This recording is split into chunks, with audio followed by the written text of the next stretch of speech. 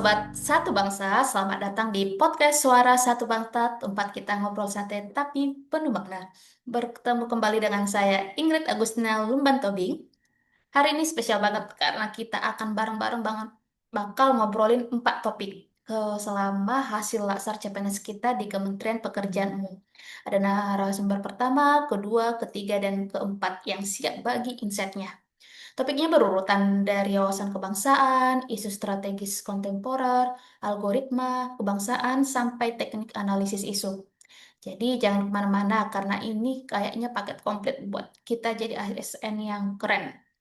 Kita langsung aja mulai dari eh, apa narasumber pertama, Bang Heru.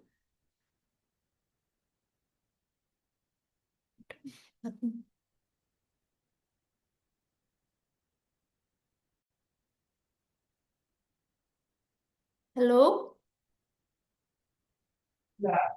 Halo Kak. Ya, halo kakak-kakak dan abang-abang narasumber. Halo Kak Hai. Inggris. Halo Kak Kak Ingrid. Ingrid. Oke, kita langsung aja lah ya bicara ke topiknya karena sebelumnya kita udah ada perkenalan atau perkenalan singkat aja dari aku kenalin aja satu-satu ya. Ada Bang Heru Effendi dari BPJN Sumatera Barat, ada Bang Ilham Kapi Aulia dari BPJN Kepulauan Riau, ada Bang Immanuel Sinaga dari BPBPK Sumatera Utara, dan terakhir dari Kak Ike Pranita dari BP2JK Sumatera Barat. Hmm. Jadi topik yang pertama yang akan kita bahas hari ini dari tentang apa ya? Tentang wawasan kebangsaan. Nah, langsung aja nih ke narasumber pertama, Kak Heru. Kakak kemarin dapat materi wawasan kebangsaan pastinya ya. Apa sih esensinya bagi kita ASN dapat materi tersebut? Silakan Kak. Oke Kak Ingrid. Wawasan kebangsaan itu adalah cara pandang kita sebagai bangsa Indonesia terhadap diri dan lingkungan, berlandaskan Pancasila, Undang-Undang Dasar 1945, NKRI, dan juga Bhinneka Tunggal Ika. Nah, gampangnya, ini kompas kita biar kita nggak nyasar nih di jalan pembangunan bangsa. Kenapa sih penting banget sih itu untuk buat CPNS? Hmm, karena kita itu pelayanan publik, Kak. Karena kalau nggak punya panduan nilai kebangsaan, kita bisa salah arah, gampang kepecah belah sama isu sara dan hoax yang lagi marak ini, Kak. Betul banget nih apa kata Bang Heru. Apalagi nih kita kerja di lingkungan yang beragam banget ya Bang Heru ya. Ya benar, Kak. Makanya nilai bela negara itu kayak cinta tanah air, kesadaran berbangsa, rela berkorban, itu harus jadi sikap kita sehari-hari. Betul sekali. Jadi intinya itu ASN harus jadi contoh hidup nilai-nilai kebangsaan. Mantap Bang Heru. Terima kasih atas insight-nya. Kita next aja ya langsung ke tema 2 yaitu tentang isu strategis kontemporer. Ini akan dibawakan oleh Kak Ike ya Kak. Iya, Halo Kak Kak Ike. Ingrid. Halo. Nah, Eh, sekarang nah yang bakal kita bahas itu tentang isu strategis kontemporer. Apa sih itu Kak Ika? Nah, jadi isu kontemporer itu adalah masalah-masalah yang punya dampak besar ke bangsa kita. Kayak misalnya keamanan cyber, perubahan iklim, korupsi, radikalisme, sampai ke literasi digital yang rendah. Jadi yang paling hangat sekarang itu apa Kak? Kayak keamanan cyber ya, kan banyak banget data yang bocor. Kalau nggak Hmm. diantisipasi, bisa dimanfaatin tuh sama pihak yang bisa merugikan negara. Gitu. Oh, kalau nggak salah perubahan iklim juga parah banget ya Kak sekarang ya. Bencana makin Nah, sering iya. sekarang, cuaca nggak jelas Mm-mm, itu ya Kak. bener. Hmm. Nah, iya, banyak banget kan masalah-masalah isu-isu di negara kita ini. Makanya harus adanya kolaborasi pentahelik, yaitu kolaborasi antara pemerintah, akademisi, dunia usaha, masyarakat, dan media, di mana semuanya memiliki peran. Maka apabila setiap elemen dapat saling melengkapi dan mendukung, maka suatu program akan berjalan dengan efektif dan efisien. Wah, Gitu, terima Ingrid. kasih. Berarti kita ASN ini nggak boleh apatis dong ya, harus memang peduli terhadap sekitar gitu ya Kak. Oh iya pasti dong, jelas kita nggak harus kita itu kan sebagai ASN harus peka, kritis dan terlibat gitu untuk cari solusi. Wah, betul sekali. Terima kasih Kak Ike atas insight yang sudah kita dengar semua sini ya. Eh, Enaknya langsung aja Sama. lah ya ke tema yang ketiga, algoritma kebangsaan. Halo Kak Benar, Kak. Kapi. Halo, Kak Ingrid. Halo, kita nih, ini topik yang unik banget, algoritma kebangsaan. Seringnya kita dengarin ini algoritma di matematika ya. Jelasin dong Bang Kapi, apa sih algoritma kebangsaan?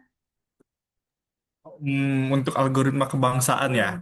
Algoritma kebangsaan tuh kayak langkah-langkah untuk warga negara yang punya nilai kebangsaan yang kuat.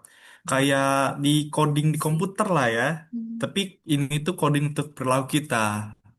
Nah, selain dari itu, untuk pengertiannya algoritma kebangsaan itu sistem nilai dan perilaku untuk bentuk warga negara dengan membangun pola dan sikap kebangsaan. Gitu, Kak Ingrid. Jadi kenapa sih itu relevan Pak, di zaman yang bermedia sosial ini? Kalau pertanyaannya kenapa relevan di zaman medsos, karena ini kali ya, karena algoritma medsos itu bisa ngefilter informasi. Tapi kalau kita nggak punya filter nilai untuk diri sendiri, gampang banget ke bawah arus negatif. Nah, untuk nilai inti dari algoritma kebangsaan itu ada keadilan, gotong royong, integritas, kepeloporan, dan inklusivitas. Gitu kan. Jadi sebagai ASN muda kita kita nih masih ASN muda lah ya dibilang. Apakah Benar-benar. bisa jadi influencer positif? Betul, justru kita nih ya yang sebenarnya menjadi penggerak dan pelopornya itu. Nah, kita tuh bikin kampanye kayak anti korupsi, konten positif, dan pelayanan publik yang adil untuk semua kalangan masyarakat. Dan kita juga kan sebagai ASN tuh ya untuk pelayan masyarakat gitu, Kak. Terima kasih Bang Kapi ya. Semoga salah satu dari kita yang di sini bisa jadi konten kreator yang memiliki dampak positif ya, kakak-kakak dan abang-abang. Amin. Amin. Oke, terima kasih Bang Kapi. Kita terakhir nih mengenai hari keempat ya, baru hari ini tadi dijelasin sama Pak Parlin mengenai teknik analisis isu. Eh, jadi, halo Bang Immanuel, kita sapa dulu. Halo, Lupa. halo Kak Halo Kak Ingrid. Ya, Ingrid. halo. Jadi kita tadi kan udah bahas teknik analisis isu nih. Gimana sih langkah-langkahnya, Bang Immanuel? Jadi, Jadi untuk teknik untuk teknik analisa analisa isu, isu, pertama kita tuh harus kita harus identifikasi identifikasi isunya. isunya. Setelah itu, Setelah kita itu bisa kita saring bisa pakai saring metode pakai metode USG, USG, yaitu yaitu urgency, urgency, seriousness, dan seriousness, growth. dan growth.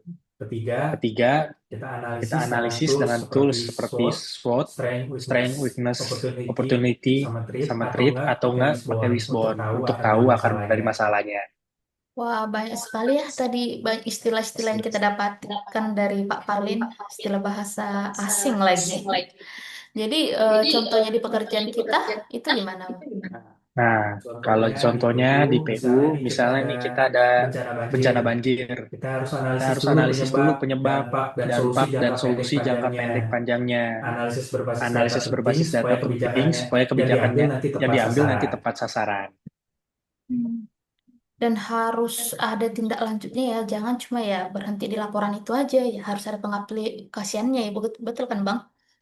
Bener banget Kak, Bener banget karena Kak, karena analisis tanpa analisis aksi itu tanpa sama aksi aja itu kayak sama aja resep kayak makanan yang resep nggak pernah makanan yang nggak dimasak. pernah dimasak.